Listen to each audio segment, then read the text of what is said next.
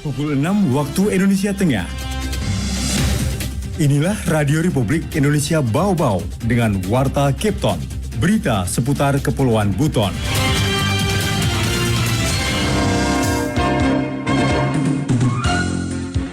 Kalau untuk masyarakat cuma jaga-jagalah kesehatan lah kalau untuk mudik, karena mungkin waktunya mudik ini kan menguras tenaga.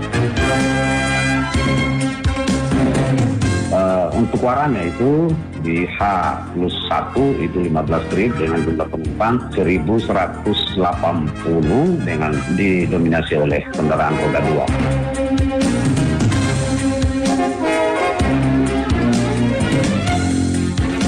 2. Selamat pagi saudara, dari kawasan Bukit Duri Indah kami sampaikan pokok-pokok berita. Pergerakan penumpang dari Bandara Betoambari ke Bandara Hasanuddin Makassar masih terpantau padat hingga H+ Lebaran. Pasca Lebaran dalam sehari ribuan penumpang tercatat melintas dari Bau-Bau menuju Pelabuhan Wara menggunakan kapal feri. Pendengar, inilah Warta Cape Town pagi hari ini, tepatnya Kamis tanggal 27 April 2023 bersama saya Bu Zuda.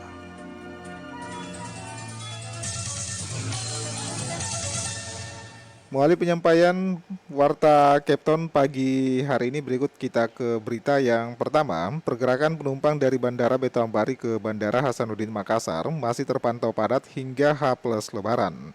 Waude Nurliani menurunkan laporannya.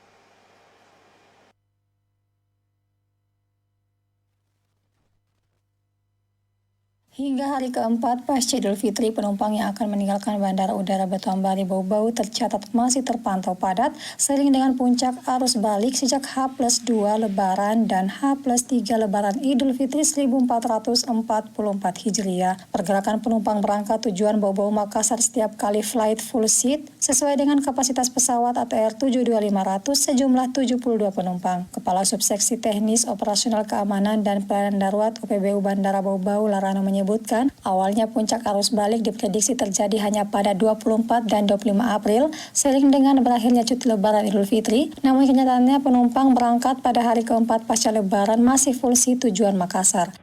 Kalau untuk masyarakat cuma jaga-jagalah kesehatan lah kalau untuk mudik, karena mungkin waktunya mudik ini kan menguras tenaga. Mudah-mudahan jaga kesehatan, tetap sehat, mudik sehat, aman, berkesan. Lanjut Larano, pada puncak arus balik, maskapai mengoperasikan 4 kali penerbangan untuk mengoptimalkan padatnya penumpang yang akan berangkat ke kota tujuan. Adapun tercatat keberangkatan pertama pada pagi pukul 6.30 waktu Indonesia Tengah, ATR 72500 mengangkut penumpang tujuan Bau-Bau Makassar full seat 72 penumpang plus 1 bayi. Selanjutnya penerbangan kedua Makassar Bau-Bau Makassar, penumpang turun di Bandara Betoambari sejumlah 52 penumpang plus 2 balita dan berangkat kembali ke Makassar membawa 72 penumpang plus 3 balita. Flight ketiga pukul 15.30 ATR 72500 rute Makassar Bau-Bau Makassar membawa 51 penumpang dewasa dan anak-anak plus 2 balita dan berangkat kembali ke Makassar membawa 72 penumpang plus 1 balita. Waude Nurliani, reporter Bau-Bau, melaporkan.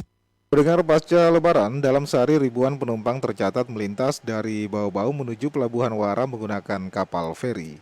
Mengenai hal itu, Hairul Mulku menurunkan laporannya. Dengan jumlah penumpang 1.180 dengan didominasi oleh kendaraan roda 2. Arus pergerakan penumpang di lintasan feri Bau-Bau Wara pasca Lebaran Idul Fitri tercatat mencapai ribuan orang dalam sehari yang didominasi kendaraan roda 2. Penyeberangan terpadat terjadi pada H+2 Lebaran Senin 24 April 2023 lalu. Koordinator Satuan Pelayaran Zona 5 Balai Pengelola Transportasi Darat BPTD Wilayah 18 Sulawesi Tenggara, Supardin Karim, dikonfirmasi RRI Rabu mengatakan pada H+1 Lebaran, lintasan Bau-Bau Wara dilakukan 15 kali trip penyeberangan dengan total penumpang yang terangkut mencapai 1.117 orang, 787 kendaraan roda 2 dan 206 unit roda 4. Kemudian pada H+2 dari 22 kali penyeberangan berhasil mengangkut 1.335 penumpang, 693 roda 2 dan 185 unit roda 4. Jumlah ini tidak jauh berbeda dengan arus penumpang dari Pelabuhan Wara menuju Bau-Bau.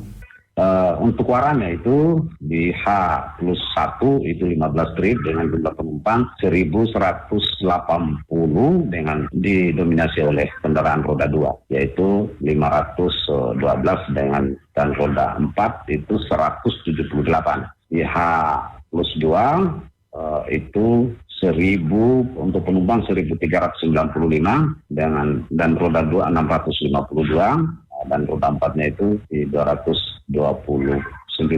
Dalam koordinasi angkutan lebaran tahun ini, lanjut Supardin bersama pihak ASDP selaku operator kapal dan Dishub Sultra sebagai pengelola pelabuhan bersepakat mengabaikan jadwal reguler yang berlaku di hari-hari normal yang hanya dibatasi 12 trip dalam sehari dengan tujuan agar tidak ada penumpukan penumpang dan semuanya dapat terangkut. Alhamdulillah kita di tahun ini untuk arus baliknya sudah siap. Kita memakai 3 armada, yaitu KMP Tengili, yang kedua itu adalah KMP Sultan Murum, terus yang tambahan itu adalah KMP Inirie. Kita melihat kondisi lapangan dan kita tidak ada penumpukan, kita proses mengalir. Jadi setiap kendaraan yang datang itu langsung kita arahkan untuk membeli tiket terus naik ke atas kapal. Supardin menyebut lonjakan penumpang diperkirakan masih akan terjadi pada beberapa hari ke depan bersamaan dengan diselenggarakannya Festival Budaya Kande Kandea Tolandona pada 27 hingga 29 April yang dikabarkan akan dihadiri Menteri Pariwisata Sandiaga Uno. Reporter RRI Bau-Bau, Hairul Molku melaporkan. Anda sedang mendengarkan Warta Kepton, berita seputar Kepulauan Buton. Pendengar, Wali Kota Bau-Bau Laude Ahmad Mudianse melakukan sidak kehadiran ASN di hari pertama kerja pasca libur Lebaran Idul Fitri. Sejumlah kantor OPD pemerintah kota menjadi sasaran sidak antara lain Dinas Kesehatan dan Dinas Kominfo. Mengenai hal ini, Afriansa melaporkan. Karena di semua kantor yang saya datangi pas di jam 9, setengah 9 sampai jam 9 tadi tingkat kehadirannya full. Wali Kota Bau-Bau Laude Ahmad Munianse melakukan inspeksi mendadak sidak kehadiran aparatur sipil negara ASN lingkup Pemkot Bau-Bau di hari pertama kerja pasca libur Lebaran Idul Fitri 26 April 2023. Dalam sidak tersebut, Wali Kota Ahmad Munianse masuk langsung di dalam ruang kerja para pegawai di sejumlah kantor organisasi perangkat daerah OPD, antara lain Dinas Kesehatan, Dinas Perhubungan, Dinas Komunikasi dan Informatika, serta Puskesmas.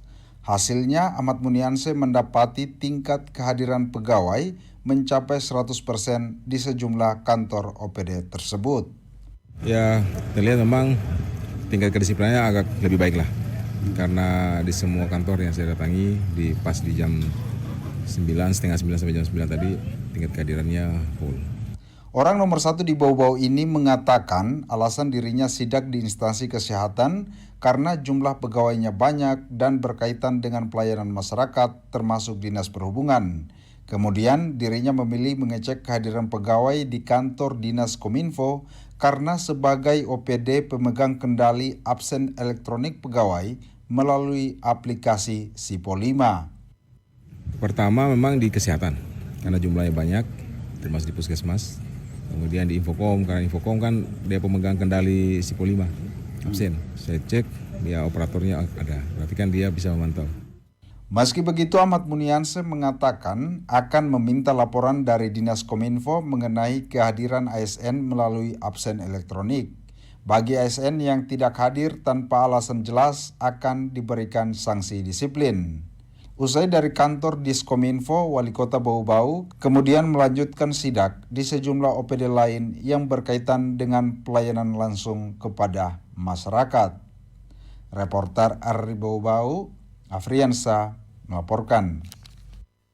Pendengar, kita beralih ke berita yang terakhir. Tradisi budaya Kande-Kandea masyarakat Tolandona, Kecamatan Sangia, Wambulu, Kabupaten Buton Tengah masuk kalender nasional 2023. Acara yang telah berlangsung selama ratusan tahun yang digelar usai Lebaran Idul Fitri kini masuk dalam 110 Karisma Event Nusantara atau KEN Kementerian Pariwisata dan Ekonomi Kreatif tahun 2023. Kepala Dinas Pariwisata Kabupaten Buton Tengah, Usman Bolosi mengaku bangga sebab tahun ini tradisi yang memiliki nilai histori itu berhasil masuk kalender nasional Kementerian Pariwisata. Diyakini dengan keterlibatan pemerintah pusat, festival tahun ini akan jauh lebih meriah, lebih dikenal luas, dan berdampak positif bagi para pelaku UMKM. Festival Kande-Kandea Tolandona akan dimulai tanggal 27 April hari ini dan puncaknya pada tanggal 29 April 2023 yang dipusatkan di lapangan sepak bola Tolandona. Sebelum acara puncak, setiap harinya diisi dengan berbagai kegiatan seni dan budaya, penampilan berbagai tari-tarian, atraksi budaya, ketangkasan, dan juga pameran UMKM. Pada hari puncak, Gubernur Sultra dijadwalkan akan hadir bersama pejabat dari Provinsi Sulawesi Tenggara, termasuk dari Kementerian Pariwisata untuk menyaksikan langsung kegiatan tersebut. Usman menyebut di acara puncak, pemerintah Kabupaten Buton Tengah berencana menyiapkan 500 talang makanan, namun tidak didukung oleh luasnya lapangan sehingga dikurangi separuhnya. Seperti tahun-tahun sebelumnya, usai puncak perayaan Kande-Kandea atau makan bersama siang hingga sore, akan dirangkaikan dengan acara joget bersama pada malam hari. Acara joget ini pun biasanya berlanjut hingga esok harinya. Ia berpesan agar seluruh pihak menjaga tertibnya acara Kande-Kandea dengan baik. Sebab tim dari kementerian akan datang akan menilai suksesnya penyelenggaraan acara tersebut. Jika berhasil maka tetap dipertahankan tahun berikutnya dan keterlibatan kementerian akan lebih besar lagi. Berdasarkan histori, Tolandona merupakan daerah para kesatria, pejuang Kesultanan Buton di masa lalu. Setelah kembali dari medan perang, maka dibuatkanlah acara Kande-Kandea untuk menghormati keperkasaan para satria tersebut.